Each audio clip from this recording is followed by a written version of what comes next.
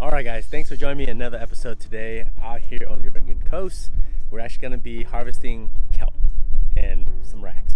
You're probably wondering what that is, and you'll see here. But before we get started, make sure to hit the like, subscribe, and the notification bell so that you always get an alert when a new video comes up. Alright, let's get started. Let's have some fun. Alright, so what we're looking for is a specific type of kelp. I believe these are known as egg racks, but when I get home, I'll actually post up the actual name for these. A lot of Koreans and Japanese Americans, they will come out here and harvest these racks. They tend to pickle them and add them in salads, or they basically use it to make soup. So we're going to harvest quite a few of these. I'm probably going to only collect maybe a few pounds so I can basically save them and pickle them, use them in for like a poke or, you know, at least some salads. But yeah, look at that.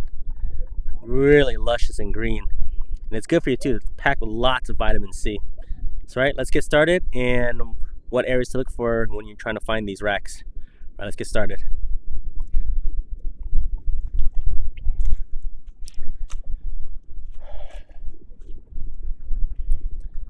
Okay, so if you look along a lot of these rocky areas, especially towards the ridge where the coastal water goes out, you'll see more of these kelps.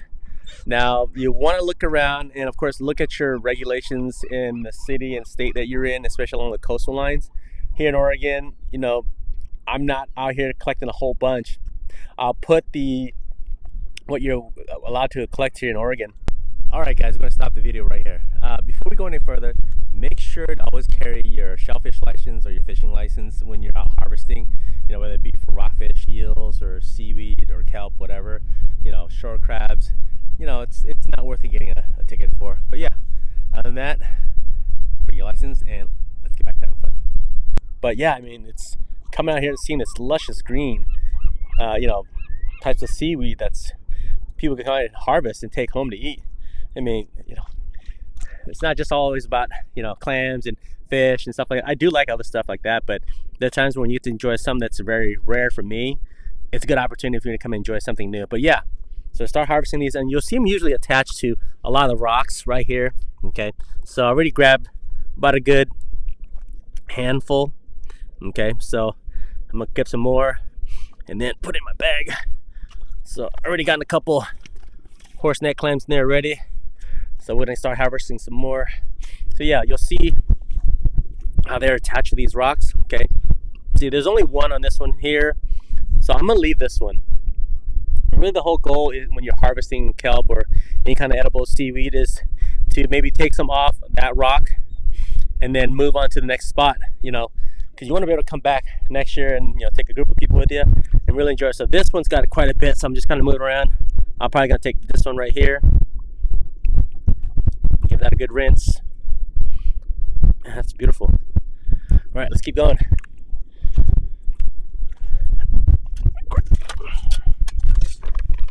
Grab my shovel, gonna walk around.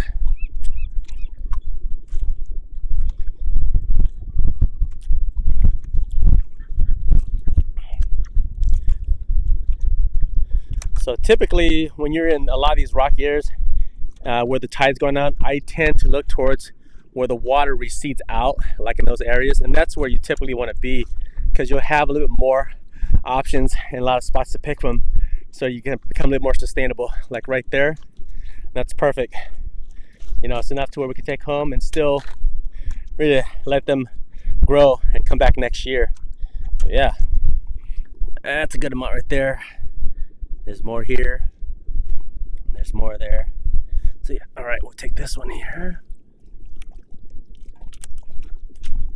It's probably not the best way to harvest it, but I didn't bring my knife. Man, look at that. Beautiful. All right, let's get a few more handfuls and we'll take back into the house, and then after that we'll show you guys how to prepare them and really how to enjoy them.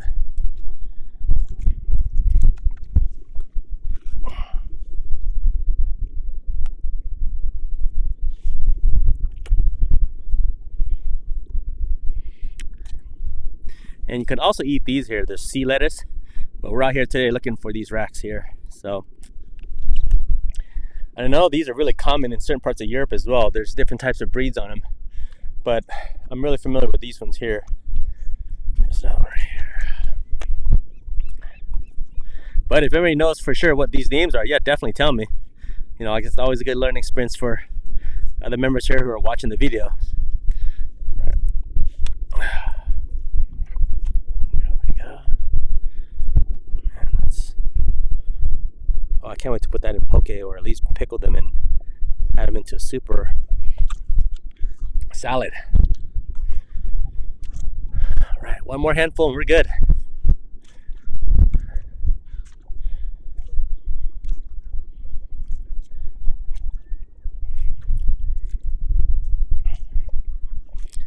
Look at all that sea lettuce right here.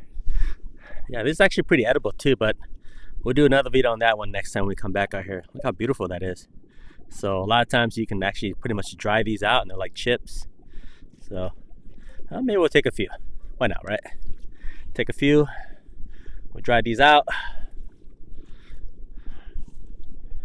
There we go. Let's take some of these ones here.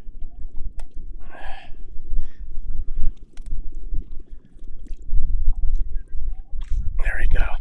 We're gonna dry these out, make them into chips.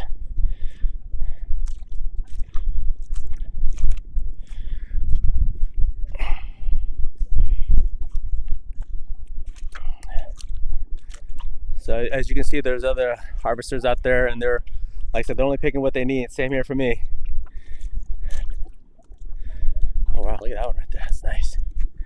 All right. Yeah, that's what you want to look for. Really nice and vibrant. So.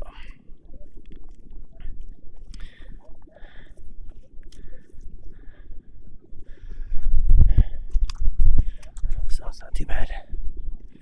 All right.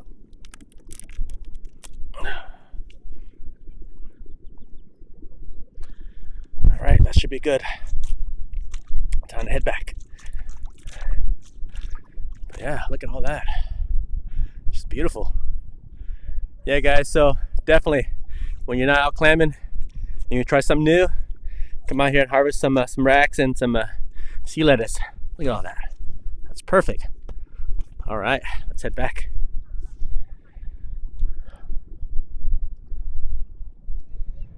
All right, guys, so if you're ever on the beach harvesting clams or, you know, seaweed, another thing to look out for are these wild sea or peas, basically, right? Or, you know, Chinese call them pea tips. But yeah, these are actually growing so prolific out here in the Oregon coast. And so you'll actually see these out here. So yeah, if you ever see these, don't be afraid to pick them. They're really edible and they're really tasty. What you want to usually pick for are also these little young shoots here. Okay, it's really tender. Like I said, collect a few of these. You know, when you're on the beach, just put a little bit of butter on them. You know, wrap them in foil and just grill them out there, and they're really good. So that's another tip for you guys. So make sure when you see these out on the beach, like I say, these are wild sea peas, and you can tell from the flower. Like I said, right there. Let me get that in focus here real quick. There we go. That's what you want to look for, okay? All right, hope this helps. All right, now that I've cleaned the sea lettuce, I basically just put this on a drying rack. And the whole goal is to really dry this out so I can always have it ready when I make miso soup out on the beach. I just want something light but still have enough vitamins in there and minerals. But yeah, so we're gonna basically put the lid on and turn on the dehydrator and check on it in the morning. See you then. Good morning, everybody. All right, let this thing pretty much dehydrate for about a good 11 hours. Turn this off. Look at that. Fresh, dehydrated. Oh, crumbles pretty good, so we're gonna use this for nori. Look at that. Let's give it a taste. Oh, it's so good. All right, guys, there you go. That's how to actually dehydrate sea lettuce. Like I said, you can pretty much just dehydrate and put it in like in some kind of miso soup. Well, I hope you guys enjoyed the video. Make sure to like, share, subscribe, and hit the notification bell. Till next time, I'll see you later.